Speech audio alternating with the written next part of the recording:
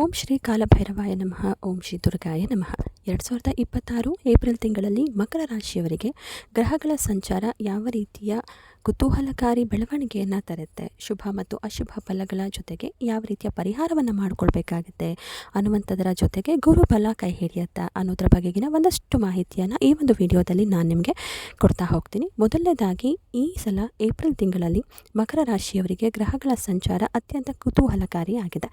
ರಾಷ್ಟ್ರಾಧಿಪತಿಯಾದಂತಹ ಶನಿ ಮಹಾತ್ಮ, ಗುರು, ಸೂರ್ಯ ಜೊತೆಗೆ ಮಂಗಳ ಇವರಿಂದ ಯಾವೆಲ್ಲ ರೀತಿಯ ಉಪಯೋಗಗಳಾಗುತ್ತೆ, ಯಾವ ರೀತಿಯ ಫಲಗಳು ಸಿಗುತ್ತೆ, ವೃತ್ತಿ ಕಾರ್ಯಕ್ಷೇತ್ರದಲ್ಲಿ, ಹಾಗೆ ಆರ್ಥಿಕ ಲಾಭ, ಕುಟುಂಬದಲ್ಲಿ, ಆಧ್ಯಾತ್ಮಿಕದಲ್ಲಿ ಯಾವ ರೀತಿಯ ಒಂದು ಬದಲಾವಣೆಗಳಾಗುತ್ತೆ ಅನ್ನುವಂಥದ್ದನ್ನು ಹೇಳ್ತಾ ಹೋಗ್ತೀನಿ. ಮೊದಲನೇದಾಗಿ ಪ್ರಮುಖ ಗ್ರಹಗಳ ಸಂಚಾರದಲ್ಲಿ ಶನಿ ಮಹಾತ್ಮ ಸ್ವಾಮಿ ಪ್ರಮುಖ ಸ್ಥಾನವನ್ನು ಮಕರ ರಾಶಿಯಲ್ಲಿ ವಹಿಸ್ತಾರೆ. ಕುಂಭರಾಶಿಯಲ್ಲಿ ಅಂದರೆ 2ನೇ ಮನೆಯಲ್ಲಿ ಸದ್ಯಕ್ಕೆ ಶನಿ ಮಹಾತ್ಮ ಸ್ವಾಮಿ ಸ್ಥಿರವಾಗಿದ್ದಾರೆ. ಹಾಗೆ ಮಕರ ರಾಶಿಯ ಒಂದು ರಾಶ್ಯಾಧಿಪತಿ ಕೂಡ ಶನಿ ಮಹಾತ್ಮ ಆಗಿರೋದ್ರಿಂದ ಇದು ಒಂದು ರೀತಿ 7ನೇ ಶನಿಯ ಅಂತಿಮ ಹಂತ ಆಗಿದೆ. ಹಾಗಾದರೆ ಶನಿಯ ಪ್ರಭಾವ ಆರ್ಥಿಕ ಲಾಭ ಮತ್ತು ಸ್ಥಿರತೆ ಮೇಲೆ ಯಾವ ರೀತಿ ಆಗುತ್ತೆ? ಶನಿ ಮಹಾತ್ಮ ಸ್ವಾಮಿ ಧನಸ್ಥಾನದಲ್ಲಿರೋದ್ರಿಂದ ಕಠಿಣ ಶ್ರಮಕ್ಕೆ ತಕ್ಕ ಪ್ರತಿಫಲ ಸಿಗಲಿದೆ.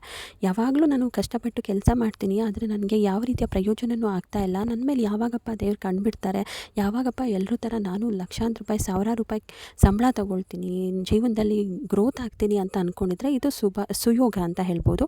ನಾವು ಕಷ್ಟಪಟ್ಟು ಮಾಡಿದಂತಹ ಕೆಲಸಕ್ಕೆ ಈಗ ಪ್ರತಿಫಲ ಸಿಗುತ್ತೆ. ಹಣಕಾಸಿನ ವ್ಯವಹಾರಗಳಲ್ಲಿ ಎಚ್ಚರಿಕೆ ವಹಿಸಿದ್ರೆ ದೀರ್ಘಕಾಲದ ಉಳಿತಾಯಕ್ಕೆ ಇದು ಉತ್ತಮ ಸಮಯ. ಅಂದರೆ ಇವಾಗ ಎಕ್ಸಾಂಪಲ್ ಶೇರ್ ಮಾರ್ಕೆಟಲ್ಲಿ ನೀವು ಪ್ರತಿದಿನದ ಟ್ರೇಡಿಂಗ್ ಮಾಡ್ತೀನಿ ಅನ್ನೋದಕ್ಕಿಂತ ದೀರ್ಘಕಾಲ ಲಾಂಗ್ ಟರ್ಮ್ ಇನ್ವೆಸ್ಟ್ಮೆಂಟ್ ಮಾಡೋದಾದರೆ ಇದು ಒಳ್ಳೆಯ ಸಮಯ ನಿಮಗೆ. ಹಾಗೆ ಹಳೆಯ ಸಾಲಗಳೇನಾದರೂ ಇದ್ದಿದ್ದೆ ಆದರೆ ಅದೆಲ್ಲದರಿಂದಲೂ ಕೂಡ ಮುಕ್ತಿ ಪಡೆದು ಹೊಸ ದಾರಿಗಳು ಈಗ ನಿಮಗೆ ಕಾಣಿಸ್ತಾ ಇದೆ. ಇನ್ನು ಮಂಗಳ ಮತ್ತು ಶನಿ ಸಂಯೋಗ ಅಂದರೆ ಮೀನರಾಶಿಯಲ್ಲಿ, ಅಂದರೆ ನಿಮ್ಮ ರಾಶಿಯಿಂದ 3ನೇ ಮನೆಯಲ್ಲಿ ಮಂಗಳ ಮತ್ತು ಶನಿ ಮಹಾತ್ಮನ ಒಂದು ರೀತಿ ಪ್ರಭಾವ ಇರೋದರಿಂದ ಯಾವ ರೀತಿಯ ಬದಲಾವಣೆ ಆಗುತ್ತೆ ಅಂತ ನೋಡೋದಾದರೆ ಇದು ನಿಮ್ಮ ಆತ್ಮವಿಶ್ವಾಸ ಹೆಚ್ಚಾಗೋದಕ್ಕೆ ಕಾರಣ ಆಗುತ್ತೆ. ಕಿರಿಯ ಸಹೋದರ ಅಥವಾ ಸಹೋದರಿಯರಿಂದ ನಿಮಗೆ ಒಂದಷ್ಟು ಸಹಕಾರ ಸಿಗಲಿದೆ.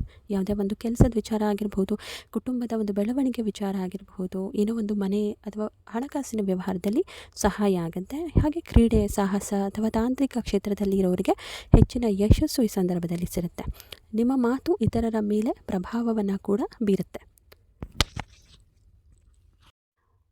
ಏಪ್ರಿಲ್ 14ರವರೆಗೆ ಮೀನರಾಶಿಯಲ್ಲಿ, ನಂತರ ಮೇಷರಾಶಿಯಲ್ಲಿ 4ನೇ ಮನೆಗೆ ಸೂರ್ಯನ ಸಂಚಾರ ಇರುತ್ತೆ.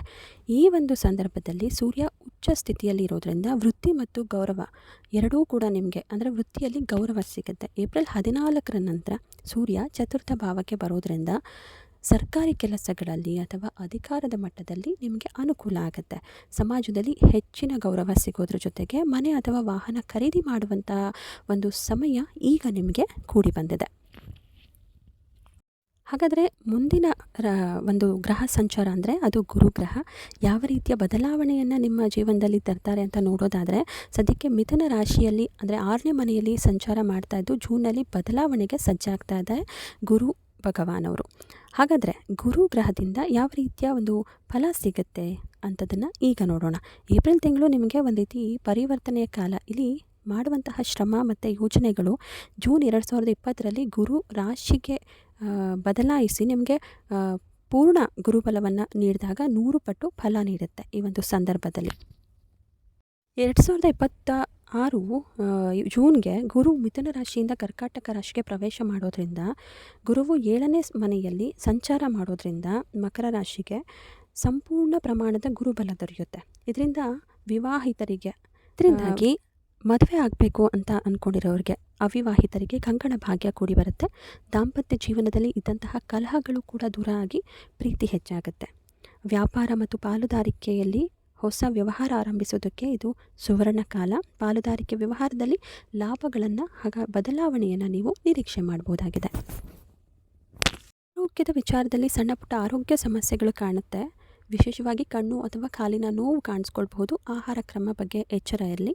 ಅನಗತ್ಯ ಚಿಂತನೆಗಳನ್ನು ಮಾಡೋದು ಬಿಡಿ. ಕೆಲಸದ ಒತ್ತಡದಿಂದಾಗಿ ವಿಶ್ರಾಂತಿಯ ಕೊರತೆ ಉಂಟಾಗಬಹುದು. ಸೊ ವಿಶ್ರಾಂತಿಯನ್ನು ಪಡೆದುಕೊಳ್ಳಿ. ಇದಿಷ್ಟು ಮಾತ್ರ ಅಲ್ಲ, ಕುಟುಂಬ ಅಥವಾ ಆಪ್ತರೊಂದಿಗೆ ನೀವೇನಾದರೂ ಮಾತನಾಡುವಂತಹ ಸಮಯದಲ್ಲಿ ಮಾತಿನ ಮೇಲೆ ನಿಗಾ ಇಡುವಂಥದ್ದು ಉತ್ತಮ. ಮಾತಾಡುವಾಗ ಸಂಯಮ ಇರಲಿ, ಇಲ್ಲದಿದ್ದರೆ ತಪ್ಪು ತಿಳುವಳಿಕೆಗಳು ಉಂಟಾಗುವಂತಹ ಸಾಧ್ಯತೆಗಳು ಕೂಡ ಹೆಚ್ಚಾಗುತ್ತೆ. ಕೆಲವೊಂದು ಶುಭ ಹಾಗೆ ಅಶುಭ ಫಲಗಳಿರೋದ್ರಿಂದ ಯಾವ ರೀತಿಯ ಒಂದು ಪರಿಹಾರವನ್ನು ಮಕರ ರಾಶಿಯವರು ಮಾಡ್ಕೊಳ್ಬೇಕು ಅಂತ ನೋಡೋದಾದರೆ, ಪ್ರತಿ ಶನಿವಾರ ಶನಿ ದೇವರ ದೇವಸ್ಥಾನಕ್ಕೆ ಭೇಟಿ ನೀಡೋದ್ರಿಂದ, ಹನುಮಾನ್ ಚಾಲೀಸ ಪಠಿಸೋದ್ರಿಂದ ಒಂದು ರೀತಿ ರಿಲೀಫನ್ನು ಪಡಿಬಹುದು. ಹಾಗೆ ಏಪ್ರಿಲ್ ತಿಂಗಳಲ್ಲಿ ಸಂಚಾರದ ಅಡ್ಡ ಪರಿಣಾಮಗಳನ್ನು ಕೂಡ ಈ ಒಂದು ವಿಚಾರದಲ್ಲಿ ಪಠನೆ ಮಾಡೋದ್ರಿಂದ ಶುಭ ಫಲಗಳನ್ನು ನಿರೀಕ್ಷೆ ಮಾಡಬಹುದು. ಒಟ್ಟಿನಲ್ಲಿ ಮಕರ ರಾಶಿಯವರಿಗೆ ಜೂನ್ ನಂತರ ಗುರುಬಲ ಬರೋದ್ರಿಂದ ಮುಟ್ಟಿದ್ದೆಲ್ಲ ಚಿನ್ನ, ಏನೇನು ಕೆಲಸ ಮಾಡಬೇಕು ಅಂದ್ಕೊಂಡಿದ್ರು ಎಲ್ಲದಕ್ಕೂ ಕೂಡ ಸಕಾಲ ಆಗಿರೋದ್ರಿಂದ ಉತ್ತಮ ಫಲಿತಾಂಶವನ್ನು ಏಪ್ರಿಲ್ 2026ರಲ್ಲಿ ಹಾಗೆ ಅದಾದ ನಂತರವೂ ಕೂಡ ಅಂದರೆ ಈ ವರ್ಷ ನೀವು ನಿರೀಕ್ಷೆ ಮಾಡ್ಬೋದು. ಇದು ಮಕರ ರಾಶಿಯ ಏಪ್ರಿಲ್ 2026ರ ಭವಿಷ್ಯ. ಗೋಚಾರ ಫಲದ ಬಗ್ಗೆ ಹೇಳಿದ್ದಾಗಿದೆ. ಈ ಮಾಹಿತಿ ನಿಮಗೆ ಇಷ್ಟ ಆಗಿದ್ದಲ್ಲಿ ನಮ್ಮ ಗ್ರಹಗತಿ ಕನ್ನಡ ಯೂಟ್ಯೂಬ್ ಚಾನಲ್ನ ಲೈಕ್ ಮಾಡಿ, ಸಬ್ಸ್ಕ್ರೈಬ್ ಮಾಡಿ, ಹಾಗೆ ಶೇರ್ ಮಾಡೋದನ್ನು ಮರಿಬೇಡಿ.